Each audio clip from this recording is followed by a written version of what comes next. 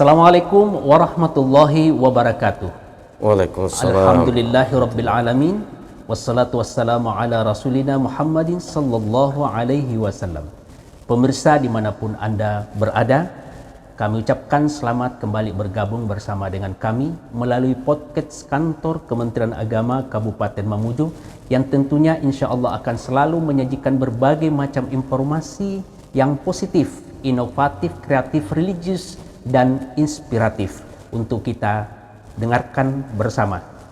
Pemirsa yang sama-sama berbahagia, pada kesempatan ini saya Samsul Alam Arsyad perkenankan untuk memandu acara dalam Bincang Malakbi bersama dengan narasumber kita yang telah hadir di studio, yaitu Bapak Haji Usman SAG MSc selaku Kepala Seksi Bimas Islam Kantor Kementerian Agama dengan bertemakan bagaimana strategi pencegahan pernikahan usia dini dan penerapan atau implementasi undang-undang perkawinan yang tentunya nantinya kita akan korelasikan dengan pencegahan stunting. Sebelum kita melanjutkan bincang bersama, maka tentu kita akan lebih dahulu menyapa narasumber kita. Ya, Assalamualaikum warahmatullahi wabarakatuh, Pak Haji. Waalaikumsalam warahmatullahi wabarakatuh. Ya, Alhamdulillah. Bagaimana kabar, Pak Haji? Alhamdulillah sehat. Kalau Dinda bagaimana kabarnya? Ya, Alhamdulillah baik. Alhamdulillah. Ya, selalu sehat menjalankan aktivitas tugas negara dan agama. Ya, baik. Para pemirsa yang berbahagia, pada kesempatan ini sesuai dengan tema kita yaitu membicarakan tentang strategi perkawinan ini, Pak Haji. Jadi kita mau tahu dan pemirsa mau mendengarkan sejauh mana upaya pemerintah untuk melakukan pencegahan pernikahan usia dini. Kenapa? Karena pemerintah melihat situasi ini bisa menjadi sebuah hal yang berdampak buruk bagi generasi kita di masa yang akan datang. Silakan, Pak. Ya, terima kasih. Assalamualaikum warahmatullahi wabarakatuh. Waalaikumsalam. Alhamdulillahirabbil alamin. Nahmaduhu wa nasta'inuhu wa nastaghfir. Asyhadu an la ilaha illallah wahdahu la syarika lahu wa asyhadu anna Muhammadar Rasulullah. Allahumma shalli ala sayyidina Muhammad wa ala ali Muhammad. Pendengar yang saya hormati, jadi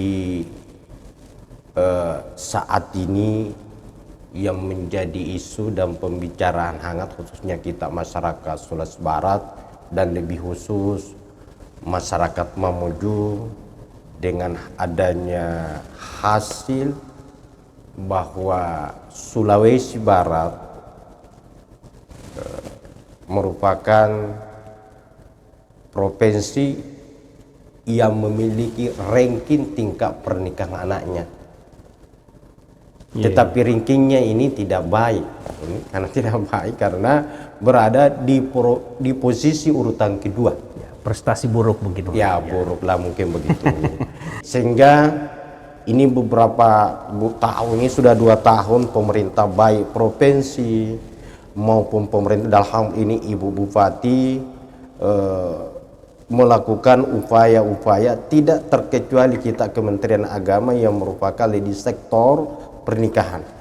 Untuk bagaimana mengantisipasi mencegah pernikahan di bawah umur itu. Nah, sebelumnya kita sampai ke sana, saya ingin jelaskan apa itu nikah.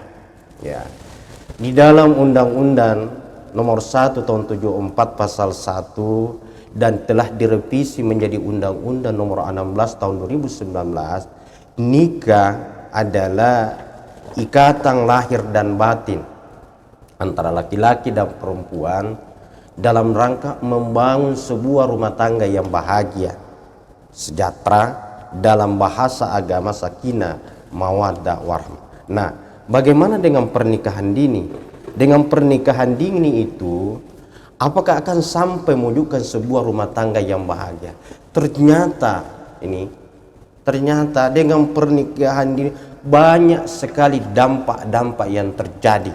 Sehingga itulah pemerintah bersama semua instansi-instansi terkait, tidak terkecuali Kementerian Agama, berupaya bagaimana melakukan pencegahan ini atau minimal mengurangi tingkat pernikahan anak. Ini saya rasa itu. Jadi Upaya pemerintah ini dengan melibatkan seluruh stakeholder itu upaya untuk melakukan penekanan meningkatnya atau mencegah pernikahan dini ini secara angka itu terus melambung. Kalau keterlibatan dari ormas-ormas kita bagaimana Pak Haji? Iya, jadi ini pemerintah daerah ini di samping bekerja sama dengan instansi-instansi terkait tentang itu, juga menggandeng beberapa ormas-ormas termasuk NGO-NGO yang ada.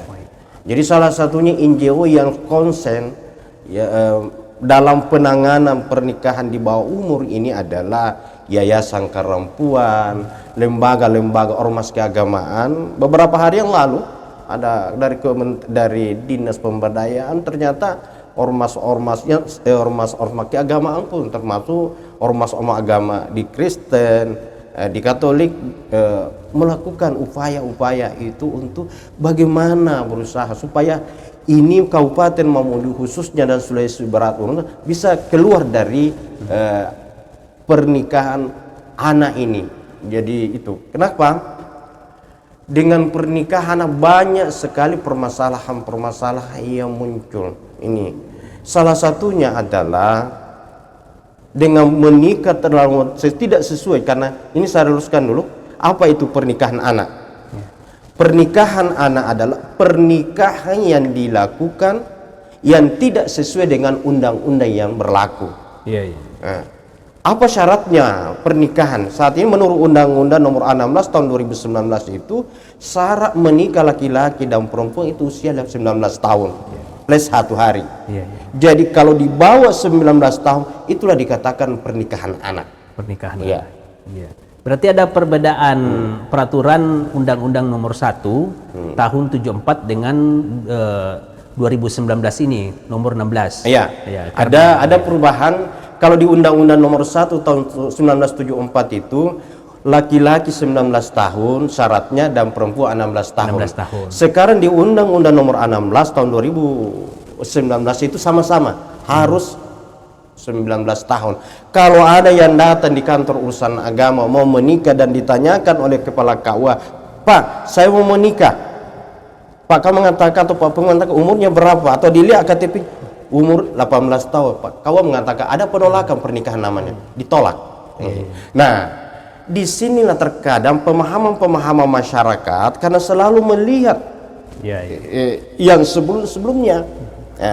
Sehingga kalau ada penolakan dari masyarakat ini, mereka tidak bisa lagi, karena biasanya nanti itu ke KUA ini juga menjadi perlu kami himbau kepada masyarakat muslim bahwa regulasi yang mengatur pernikahan itu minimal 10 hari sebelum pernikahan dilaksanakan kita harus melapor. Yang terkadang kan nanti 2 hari melapor, data setelah diperiksa semua pemeriksa ternyata umurnya tidak sesuai, kita tolak.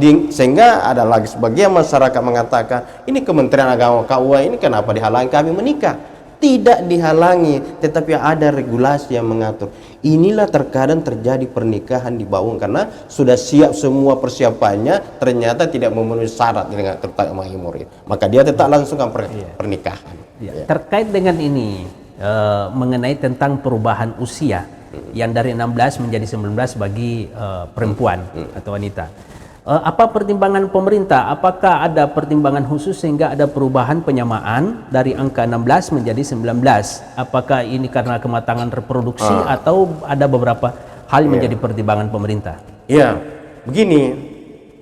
Jadi menurut ilmu kesehatan bahwa usia 19 tahun itu baik laki-laki itu dianggap sudah matang. Nathan. Perempuannya sudah dianggap sudah mampu, sudah reproduksinya sudah bisa hamil karena sudah sehat. Kemudian 19 tahun itu kalau dilihat itu adalah merupakan sudah selesai tamat di sekolah menengah atas, sehingga pola pikirnya bagaimana membangun sebuah rumah tangga nanti sudah bisa mampu memahami apa yang menjadi kewajiban dan apa yang menjadi hak bagi pasangan suami istri. Itu yang pertama.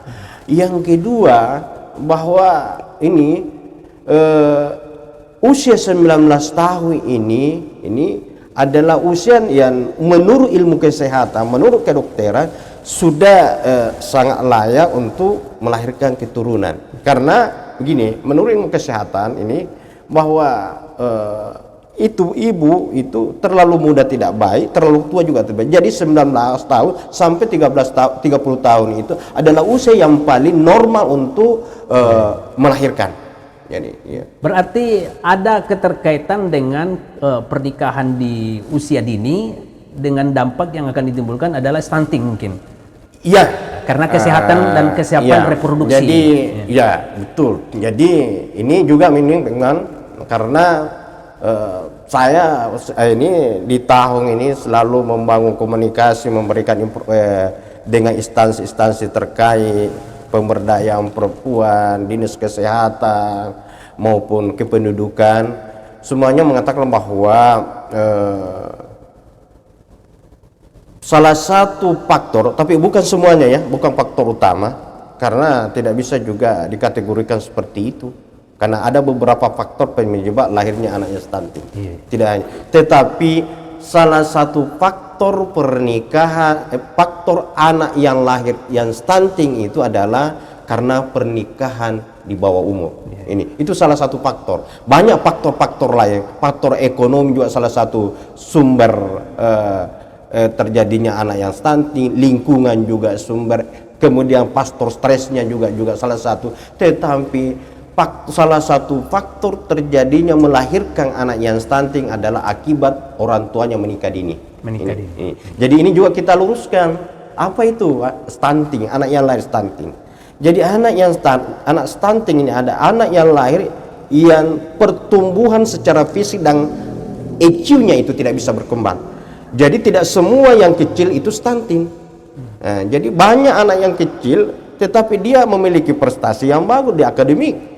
Tetapi yang dikatakan stunting adalah memang sejak ia lahir secara fisik maupun secara EQ itu tidak bisa berkembang, susah untuk tumbuh. Jadi itu. Jadi ini dampaknya luar biasa ya, ini. Jadi kognitif anak itu tidak bisa berkembang, imajinasi kreatifnya ini tidak bisa diasah karena ada pengaruh kelahiran anak itu dipengaruhi oleh pernikahan usia dini sehingga anak lahir sebagai anak yang stunting mungkin. Nah, perkembangan pertumbuhan fisik dan non fisiknya. Jadi ini kita lanjutkan lagi pertanyaan dari kaitan dengan upaya pemerintah ini, Pak Haji. Ya. Apakah sudah cukup dengan melakukan bimbingan perkawinan dari setiap sekolah, kemudian ke masyarakat melibatkan remaja untuk mengedukasi anak-anak remaja kita tidak melakukan pernikahan usia dini dengan berbagai macam pertimbangan dan dampak yang ditimbulkannya. Iya. 3 tahun terakhir ini pemerintah sudah maksimal melakukan upaya-upaya pencegahan pernikahan dini, ya. Baik pemerintah daerah maupun kita Kementerian Agama, terutama kita Kementerian Agama ini ada kegiatan karena ini dianggap kegiatan yang masalah yang sangat urgen ini, sehingga beberapa tahun terakhir ini di Kementerian Agama ada kegiatan yang dilakukan adalah bimbingan pernikahan bagi remaja dan pelajar. Salah satu tujuan utamanya adalah bagaimana memberikan pemahaman kepada para remaja dan para pelajar itu untuk tidak terlalu cepat untuk menikah karena dampak-dampaknya tadi itu. Ini dampak-dampaknya tadi itu. Ini ya, itu.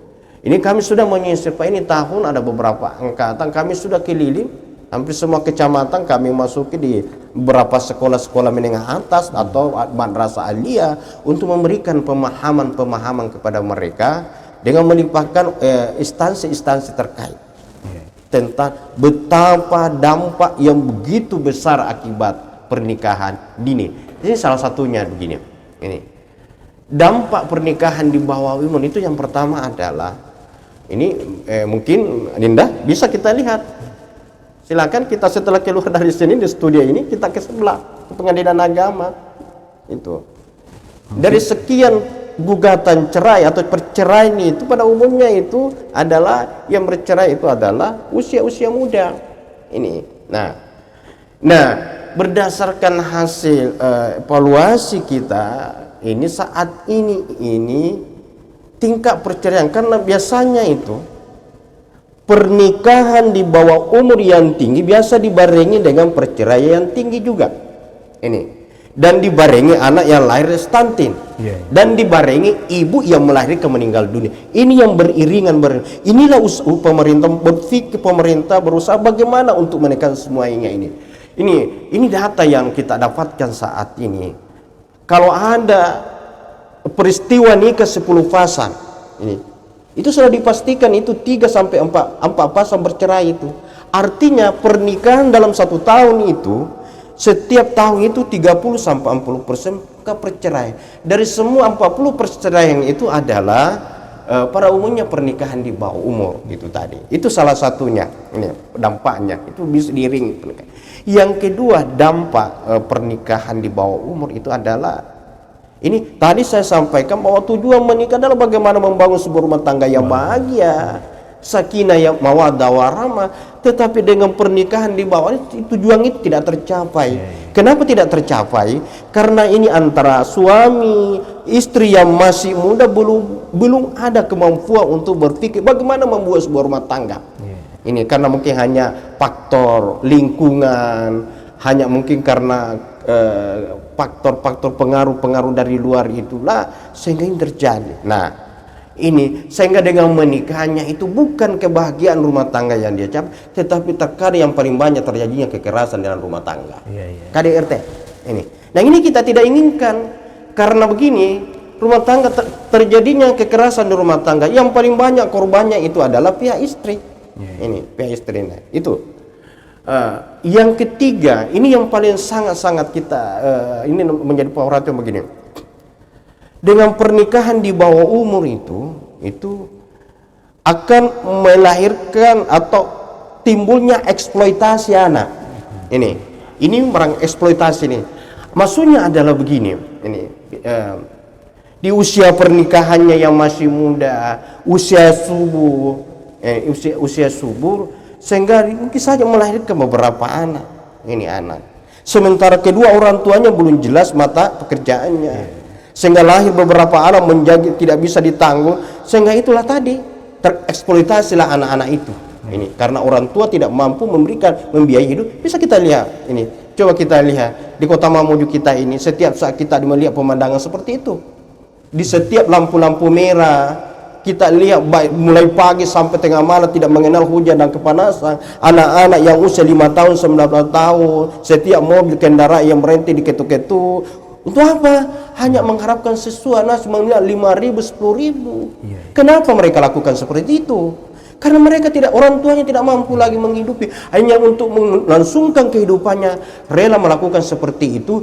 Dan inilah masa depannya tidak akan terjadi karena putus sekolah. Anak jadi korban. Korban anak akibat pernikahan di bawah umur. Yang lainnya lagi yang berdampak sekali. Ini yang menjadi perang kita. Ini adalah dengan menikah terlalu muda itu adalah terputusnya akses pendidikan. Coba bayangkan Dinda ini. Bayangkan kita lihat. Di saat usianya kelas 3 sanawiyah SMP atau kelas 1 ya, kelas 10, 11 tiba-tiba dinikahkan misalnya. Tiba-tiba dinikahkan. Maka setelah ia menikah di usia 15 tahun, di usia 16 tahun, cita-citanya mereka mau menjadi dokter, ada yang mau menjadi insinyur, ada yang mau menjadi guru, pupus seketika karena menikah itu. Itulah akibat pernikahan di bawah umur. Ini akibat. Coba kita belum pernah kita lihat, apalagi saya tidak pernahkah kita lihat anak yang misalnya seorang perempuan menikah di saat kelas 1 SMA Alia, setelah dinikahkan mau kembali ke sekolah, tidak ada karena sudah malu. Dan inilah sehingga menjadi beban kita bagaimana mereka ini untuk ke depan, untuk masa depannya ini karena sekarang kita tidak bisa lagi pungkiri bahwa sekarang ini apa-apa pun semuanya harus pendidikan. Berbeda dengan orang tua kita dulu, yang penting ototnya kuat, apanya karena banyak tanahnya, luas tanahnya, banyak sapinya. Sekarang kan kita tidak ada lagi sapi kita. Untuk menjadi warisan, makanya hanya pendidikan lah yang menjadi jalan yang terbaik untuk meraih masa depan. Dan alangkah ini kasihannya kita dengan sementara menuntut ilmu di agama, maka terputuslah masa depannya karena tidak bisa lagi melanjutkan pendidikan. Nah, ada ditanyakan bagaimana, ada apa upaya-upaya ini? Apakah dengan pembinaan pernikahan ini salah satu mampu mengatasi? Ya, tetapi ini tidak signifikan terus terang kami, karena yang kami sisir itu terbatas, ini tidak mampu kami masuki semua karena terbatasnya. Nah, tentunya ini kami sangat berharap semua stakeholder ini mampu berperan serta bagaimana membantu pemerintah mengatasi permasalahan pernikahan ini. Jadi ya tidak hanya lewat adanya kegiatan sudah ditentukan lewat anggaran bahwa pembinaan, tapi kami sangat mengharapkan apalagi dengan sudah ada lembaga-lembaga penyuluh agama Islam yang saya rasa dengan penyuluh kita secara masif melakukan penyuluhan ke lapangan, memberikan pemahaman kepada majelis tali masyarakat. Itu tentunya upaya ini, ini kegiatan seperti itu, itulah yang paling mampu mengatasi Pak pernikahan. Karena begini, ini yang kami kan sisir anak-anaknya. Ini, walaupun kami berikan pemahaman kepada anak-anak bahwa tidak boleh menikah, dampaknya begini, iya anaknya. Tapi kalau ada yang lama, orang tuanya yang menentukan selama ini. Orang tua kita menentukan. Dan kalau biasanya kalau dilamar anaknya, orang tua mengatakan menikah, anak itu tidak berdaya. Tidak berdaya, buka dulu sekolah tidak ada. Nah, oleh karenanya ini di samping kegiatan-kegiatan yang dilakukan di sekolah-sekolah, mungkin teman-teman penyuluh, semua penyuluh, dan saya sangat bersyukur sekarang dengan adanya Pokjalu, adanya Ikatan Penyuluh IFARI, Ikatan Penyuluh Republik Indonesia yang tergabung dalam satu wadah dan tidak melihat agamanya apa. Nah, kalau ini penyuluh agama kita, baik PNS maupun non-PNS maupun P3K, melakukan secara masif pembinaan, di binaannya masih di majelis taklim disampaikan bahwa mungkin ini sudah saatnya untuk kita bagaimana memberikan pemahaman kepada untuk tidak menikahkan anaknya. Ini kenapa Bapak adik-adik sekali begini, karena masih ada budaya kita sekarang khususnya di Bangka Belitung, terutama di Pulau Seribu itu masih ada budaya bahwa malu kalau anak perempuannya tidak menikah terlalu cepat. Nah, inilah salah satu budaya kita yang harus mungkin kita berikan pemahaman kepada para masyarakat, ibu-ibu, untuk bagaimana untuk kembali bahwa masa depan anak sangat penting. Ini. Ya, jadi kalau seperti itu masih membudaya sebuah kebiasaan masa lalu orang tua kita dibawa di era milenial dan modernisasi sekarang ini memang sudah hampir ketinggalannya kalau itu di dunia modern. Cuma persoalannya ini, apa upaya kalau kita melihat dari upaya pemerintah? Oke, saya kira cukup. Sekarang upaya pemerintah untuk melibatkan orang tua dalam pembinaan anak. Karena kita lihat pembinaan ini selamanya selalu dilemparkan kepada pihak sekolah, kepada pesantren, kepada pemerintah setempat untuk mendidik anak-anak mereka. Sekarang bagaimana upaya pemerintah untuk melibatkan orang tua mereka supaya lebih proaktif dalam melakukan pembinaan dan membangun kerjasama antara pemerintah dan stakeholder yang lain? Iya, ini saya lihat tadi kita sudah jadi pemerintah. Saya melihat ini 1 tahun terakhir sudah berupaya melibatkan tokoh masyarakat, pemerintah desa, dan ibu-ibu orang tua masyarakat tersebut. Ini ada beberapa kegiatan yang dilakukan pemerintah daerah melalui dinas kesehatan, melalui pemberdayaan perempuan dan dinas kependudukan itu setiap ada kegiatan ada sosialisasi bagaimana mencegah pernikahan anak dengan mengundang. Jadi tidak hanya jadi di situ, dan ini itu yang agak pas karena dihadirkan remaja dari anak sekolah, dihadirkan orang tuanya, dihadirkan tokoh masyarakat, dilakukan pemerintahnya untuk. Jadi satu kelompok di situ untuk diberikan pemahaman bahwa ini. Dan ini kalau ini yang berkelanjutan, saya rasa 1 tahun 2 tahun kita bisa keluar dari itu. Itu yang pertama.